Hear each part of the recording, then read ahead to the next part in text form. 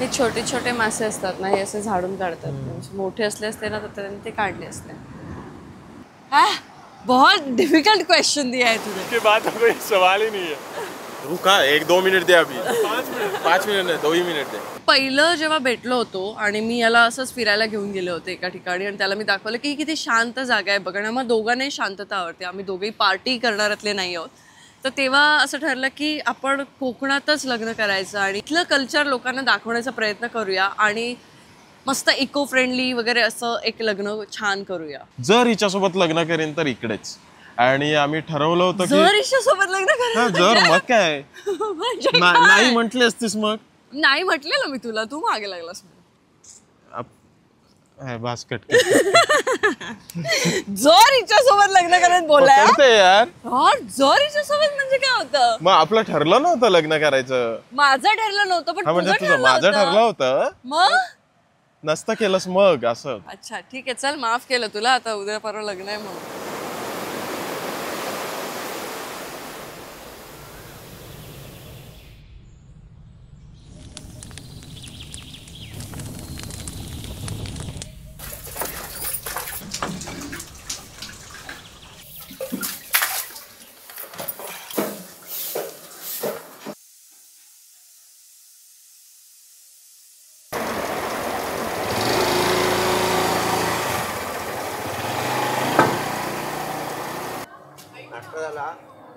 कोणाच्या लग्नाला आली? अंकिता आत्तीच्या. अंकिता आत्तीच्या.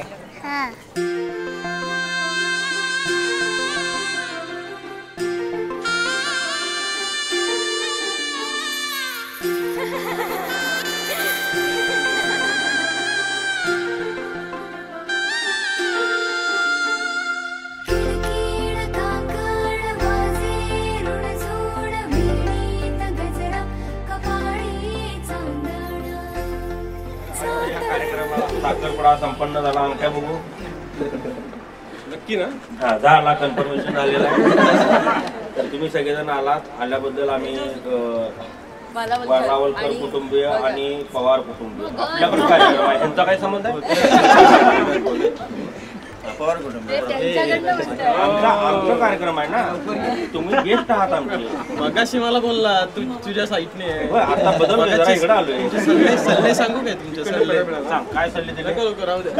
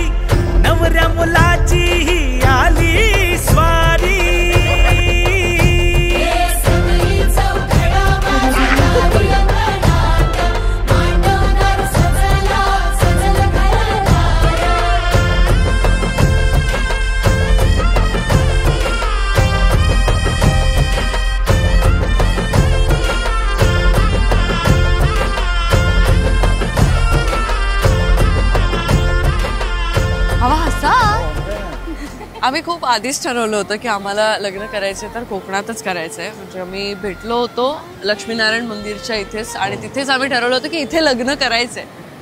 आणि नंतर मग असं सगळ्या गोष्टी जुळून आल्या आणि आता फायनली तिथे लग्न होतंय. अंकिता आज आपलं स्वप्न पूर्ण होतं. हो मला अजूनही आठवतंय तू बोललेलास की चल लग्न करूया आणि मी तुला म्हटलेलं सहज म्हटलेलं की करूया इथे करूया आणि आज आपण तिथेच लग्न करतोय. Thank you very much. मी खरंच रडतोय तू. 7 जन्मासाठी बांधली गानाती हो हो हसते गाली क्षणभर थोडी मेहंदी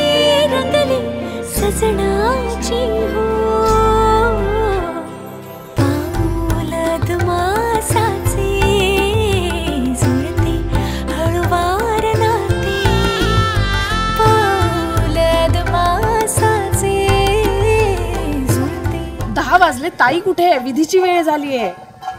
लगीन सरा